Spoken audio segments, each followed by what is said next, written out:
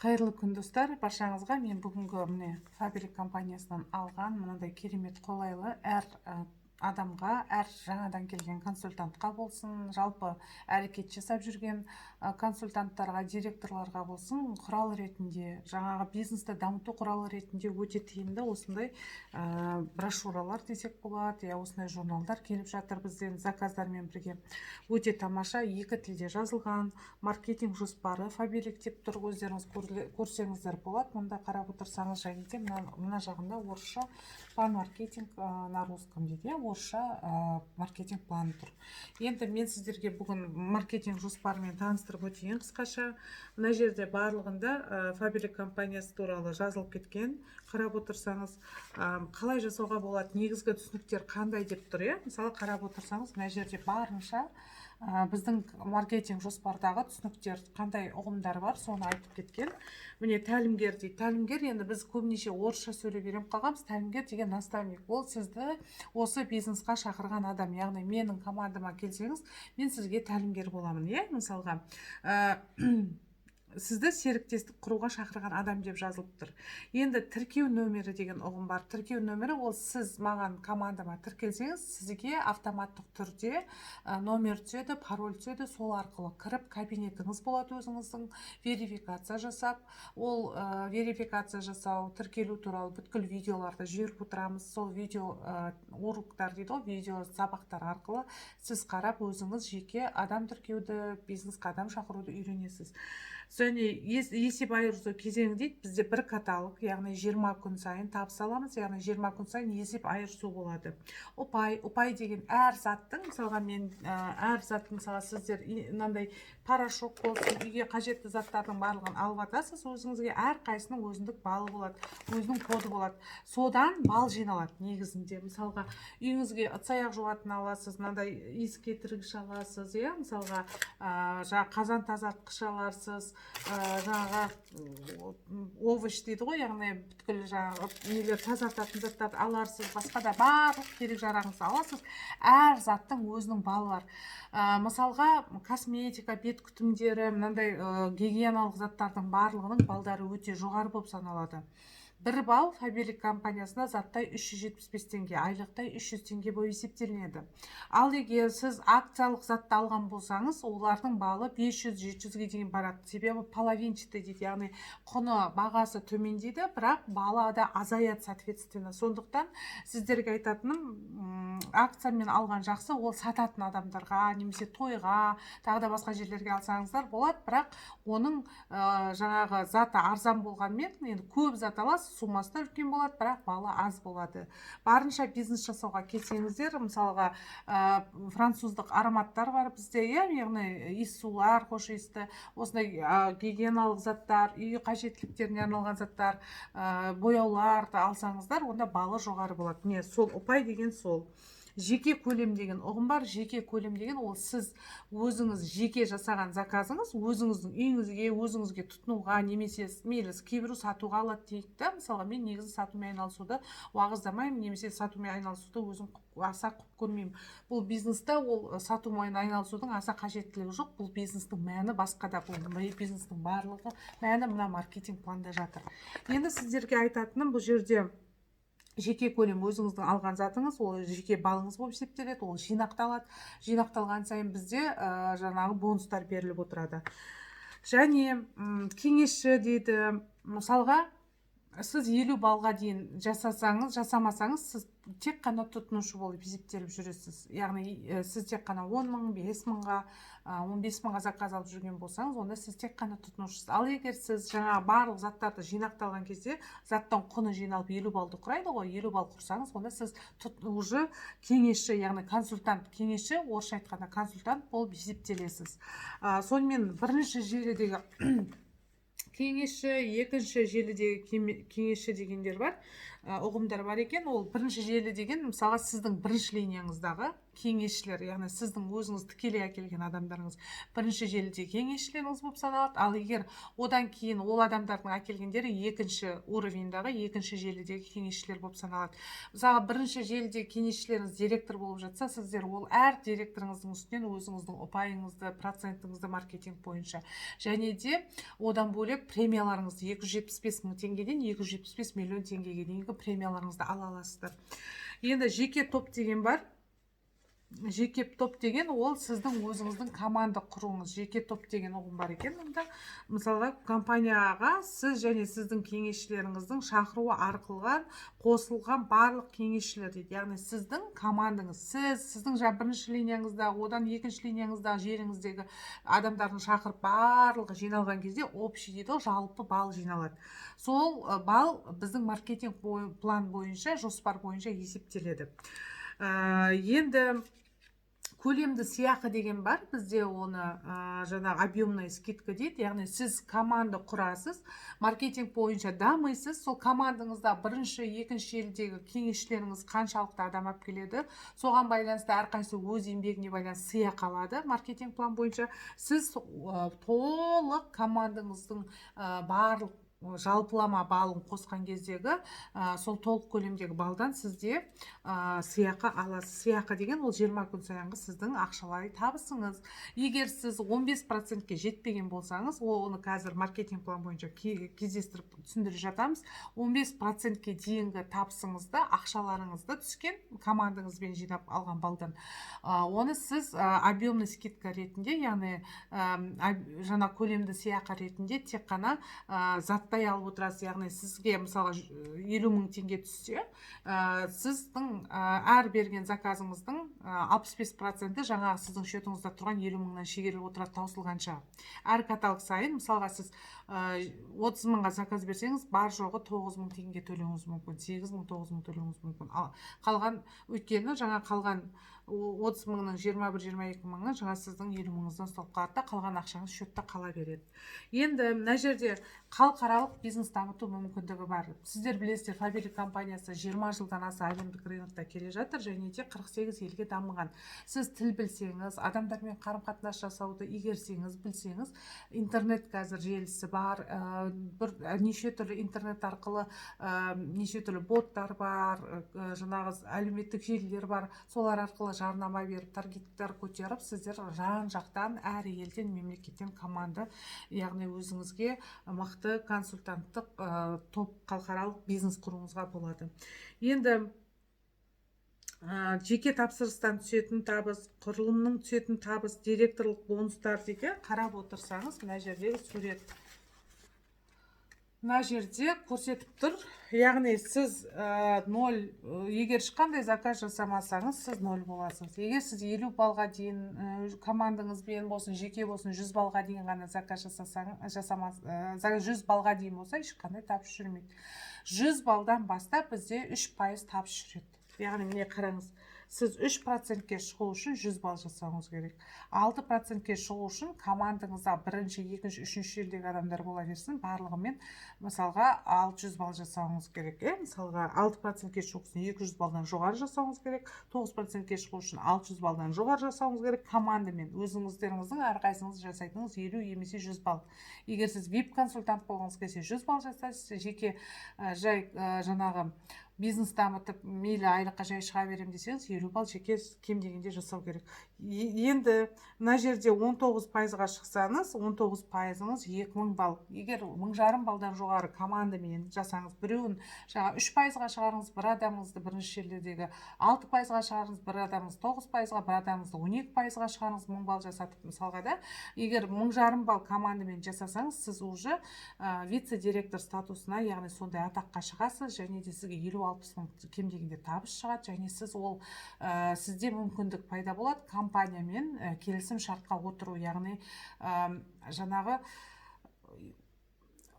бізде маркетинговый маркетингтік қызмет көрсету жөніндегі келісім шартқа отырғаннан кейін сіз 20 күн сайынғы осы шартқа отырғаннан кейінгі табысыңызды 20 күн сайынғы ақшаңызды сіз қолма-қол карта арқылы, банк арқылы алып отырасыз. Ол үшін бүткіл компанияның талап еткен қағаздарын, документтерін жинап өткізесіз, келісім шартты 2 данадан қол қойып өткізесіз, әрі қарайғы табысыңыз әрі қарай қолма-қол жүреді. 19% егер сіз 2000 балл жасасаңыз, егер келісім шартқа тұрып алған болсаңыз, сол 19%-дағы 80-90 мың, 70-80-90 мың, енді сіз қалай құрасыз, қаншалықты сіздің бірінші желідегі, бірінші линиядағы консультанттарыңыз көп болған сайын, әрі қарай оны глубина, яғни түбіне қарай желілерді дамытып өсірген сайын, сіздің табысыңыз да көп болады. Яғни сізде 70-80 мың болсын, мейлі мысалы 19%-да 2000 балл жасасаңыз, договорға оның алдында келісім шартқа тұрып алған болсаңыз, наличный, яғни жеке аласыз.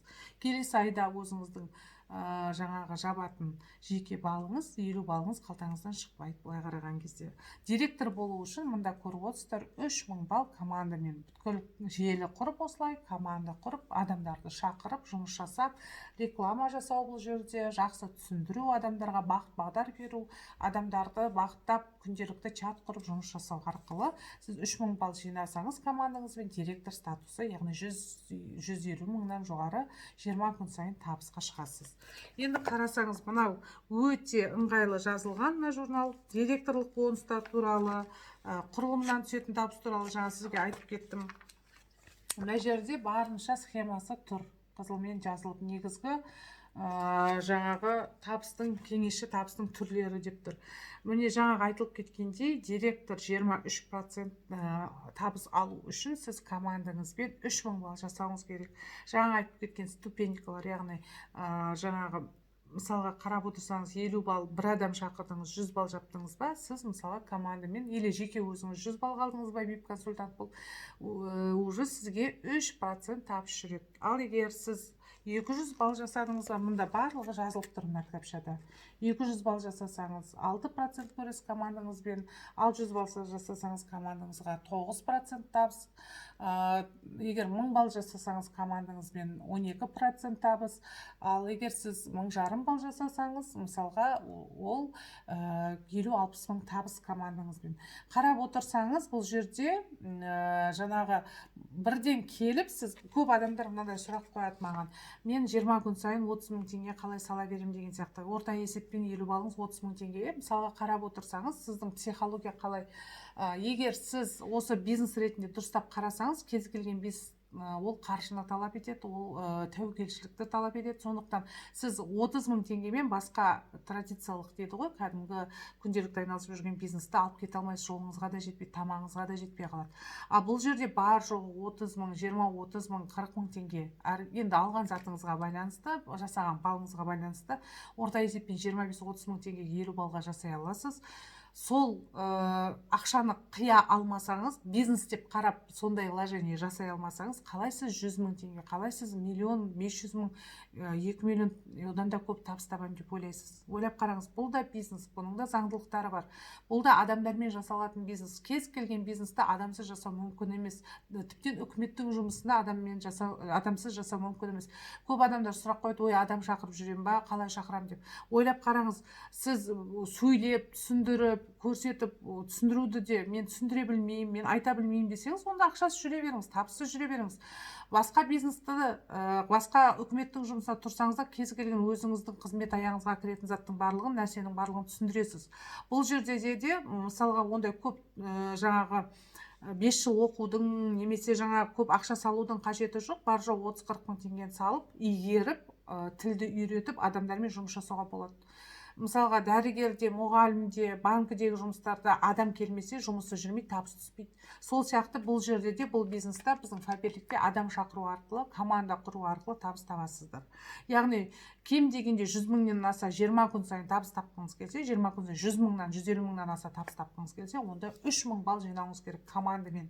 Ал ол үшін не істейсіз? Мысалға 5 адам алып келсеңіз, 5 адамның ішінде 3-еуі жұмыс жасайтын болса, қалғаны потребитель, тұтынушы болғанның өзінде 3 адамды күнделікті күнделікті бір адам деп қазбалай отырып, ол адамның осы маркетинг бойынша мысалға табысқа шығып кетуін көздеңіз. Сіз келдіңіз 20 күн сайын 30 мың теңге салмақ үшін келе сала бірден кем дегенде 1,5 балл жабыңыз командаңызбен. 1,5-2 мың балл жапсаңыз командаңызбен, ол адамдарыңыздың әрқайсысын табысқа шығарып маркетинг бойынша. Онда сіз сразу 1,5 балл жапқанда 50-60 мың табысқа шығасыз. Келесі каталогта толықтай сіздің қалтаңыздан шықпайды. Мысалға 50-60 мың түссе, 50 мың түскеннің өзінде сіз 30 мыңға заказ берсеңіз, 50 мыңның ішіндегі 20-21 мыңын осы заказыңа ұстап қалады да, сіз 9 мың теңге төлейсіз. Ары қарай сіз договорға тұрып алғаннан кейін, келісім шартқа компаниямен сіз жаңадай табысқа мейлі 100 мыңның үстінде табысқа шығыңыз, ары қарайғы салатын 20 күн сайынғы 30 мың теңгеңіз қалтаңыздан шықпайды. Оны тіптен салатын деп те, бизнес деп те қарастыру ұят, былай қарап отырсаңыз, себебі салатын ақша деп ауыз толтырып айтудың өзі, мысалы көп адамның психологиясы сол жерге келіп тіреліп қалады. Ол ұят тіршілік. Қарап отырсаңыз, сіз барлық үйге қажетті заттардың барлығын, жаңа тіс жуатын, бас жуатын, кір жуатын, ыдыс аяқ жуатын, үй тазартатын, тағы да басқа қысты жазы киетін киімдер, іш киім барлығын базар магазинге сол заттарға ұялмай барлық затты осы үшін табыс тауып жүрмін, осы үшін айлық алып жүрмін деп, үйімді, семьямды асырау дегеннің мағынасы да сол заттар кіреді. Сол заттарды сіздер аласыздар былай алған кезде.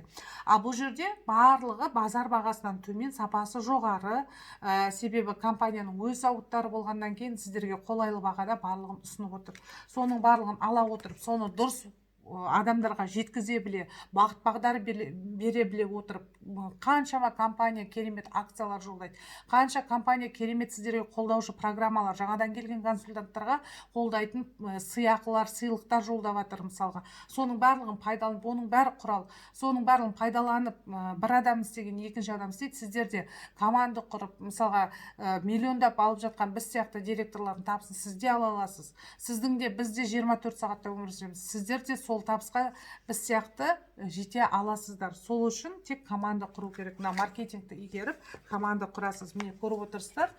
Б деп көрсетіп тұр. Мысалы, мынау сіздің сіз болсаңыз, мынау сіздің командаңызға келген кеңесші. Сіз оған тәлімгер боласыз. Сіз осы адам өсем, дамайым десе, күнделікті осы адаммен жұмыс жасап, өсіріп, күнделікті оған таргетинговая реклама, обучение, командасына жаңа чат құрып көрсетіп, қолдау көрсетіп, сұрақтарына жауап беріп, барынша бағыт-бағдар беріп өсіру керек. Тек біздегі психология, мысалға көп келген кеңесші болып келген адамдар өзінен өзі ақша салса болды, жұмыс жүріп кету керек сияқты. Ештеңе істемей-ақ қыдырып, қаңғырып, немесе жаңағы басқа тіршіліктермен айналысып жүреді, басына тіркеледі, айдың аяғына победте жүрген есіне түсіп, менде табыс қайда деп сұрап келетіндер бар. Былай келген кезде сіз үкіметтен жұмыс алу үшін де, мысалы, күн ұзағына 8 сағаттан кем дегенде күнде 24 3 айда, мысалы бір күнде 24 сағат болса, бір айдың ішінде 30 күннің бір 24 күнінде жұмысқа бармайынша табыс ала алмайсыз. Сол сияқты бұл бизнеста да сіз күнделікті дұрыстап тұрып қарап кірсеңіз, сіздің табысыңыз өзіңізге байланысты. Мысалға есеп, бұл жердің бәрі есеп. 3000 балды 20 күнге бөліп тастаңыз, сол кезде күн сайын 150 балл командамен жасау керек кем дегенде. 150-200 балл деп цель мақсат қойыңыз да, күнделікті командаға бөліп тастап, соны дамытып жұмыс жасаңыз, міндетті түрде жетесіз. Міне, мынандай схемалармен барлығын осы маркетинг план, жаңағы маркетинг жоспар журналында барлығы қазақша, орысша дұрыс толыққанды түсіндірілген. Міне, мен де сізге жалпылама тілмен түсіндіруге тырысып отырмын. Міне көріп отырсыз, алтын директор деп, мында бәрін қалай желілік директор болу керек, директор мәртебелерінің бонустары дейді. Жаңа сіз 3000 балды жаңағы жасасаңыз, оны 8 каталог 6 ай бойы дамытып ұстап отырған сайын, ұстап отыру деген мәселеде шықпайды. Егер сіз бизнесқа келіп, бизнесті дамытуға келіп, оның командаңыздағы сіз келген кезде тек жеке қарабасыңыз ғана емес, сіздің командаңызға сізге келген адамдар сізге сеніп келеді. Сол адамдарды не болса да өсірем, өндірем деп күнделікті серьезно жұмыс ретінде қарап кірісіп, олармен жұмыс жасап, оларды өсіріп, оларды не болса да айлыққа шығарам деп жұмыс жасасаңыз, сама собой дейді ғой, мына математикалық геометрия жаңа геометриялық прогрессия бойынша кетеді команда. Бал деген өзі кәдімгі жасала бастайды. Себебі сіз мотивациядасыз, сіз позитивтасыз, сіз командаға позитив пен мотивация беріп отырсыз, оларға бағыт бағдар беріп отырсыз, олар да жасайды. Сондықтан айтатыным сіздерге, мына жерде барынша тек команда құрудың бүткіл қыр-сырын мына біздің Победитель журналында жазылған. Мінде неше түрлі схемалары қалай жасау керек, осыны алып қараңыздар, оқыңыздар. Кепілденген бонус деген не? Мысалы, бізде сіздер 8 каталог ұстап отқанда директор статусын 275 000 премия аласыз. Бір адамыңызды директорге шығарсаңыз 137 500 премия аласыз. 2 адамды директор қылсаңыз 550 000 премия аласыз. Үшінші адамды бірінші желідегі бірінші линияңызда үшінші адам директорге шығарсаңыз алтын директор атағына ие болып 825 000 премия. 4 адам директор қылсаңыз 1 100 000 премия. 20 күндегі табысыңыздан бөлек. Ал егер 6 адам директор қылсаңыз 1 650 000, 9 адам директор қылсаңыз 2,5 миллион, кем дегенде элиталық директор статусын ашасыз. Солай кете береді жоғарылап, яғни 275 миллион ең жоғарғы генеральный партнер деген статуста. Сондықтан соның барлығын алу мүмкіндіктеріңіз бар. Онда мен жаңағы айтқан осы жаңағы сыйақылар туралы, премиялар туралы барлығы жазылып тұр. Қосымша бонустар деп. Декрет бар компанияда, яғни бізде 15%-тен жоғары қарым-қатынаста жүрген болсаңыз, сіз декретке де шыға аласыз біздің компаниядан. Мында көріп отырсаңыздар, барлығы отбасымен бірге деп жаңағы барынша аналық бонус туралы, декрет туралы да айтылып кеткен. Мына жерде барлығын сіз осы маркетинг план қағазымен оқып көре аласыздар. Міне Победительдегі шоу сатысы, маркетинг сатысы толыққанды осы жерде жазылған.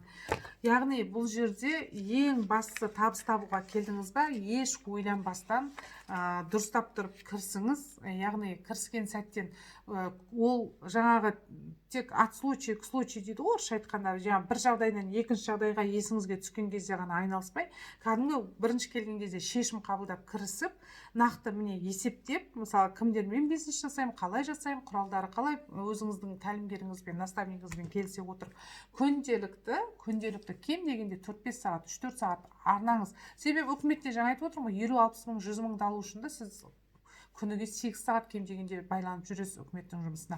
Ал неге мына жерде кем дегенде 20 күн сайын 100-150 мың, 500 мың, 600 мың, миллион алу үшін уақыт бөлмеске? Сондықтан мына маркетинг планды толықтай ұғынуыңызға болады. Мен тек мына маркетинг жоспар журналын сіздерге қысқаша шолу жасап кеттім. Компания барлық мүмкіндікті жасап отыр. Егер сізді осы компаниямен әріптес болу, табысқа жету жолдары қызықтырса, осы видеом сізге ұнаса, немесе тағы да толық ақпарат алғыңыз келсе, менің командама қосылыңыздар. Барынша мүмкіндікті жасап қолдау көрсетемін. Барлық осы видео ұнаса, сіздер лайк басып кетіңіздер, және де комментарий қалдырыңыздар. Және төмендегі белгіленген нұсқаулар бойынша мен Инстаграм Инкара Алиева деген Инстаграмма тіркелсеңіздер болады. Және де барынша сұрақтарыңыз болса, WhatsApp номерлермен хабарлассаңыздар болады. Барлықтарыңызға іске сәттілік тілеймін. Біздің компанияға қош келдіңіздер. Бар мүмкіндік табысты болу, сәтті болу, бай болу өз қолдарыңызда.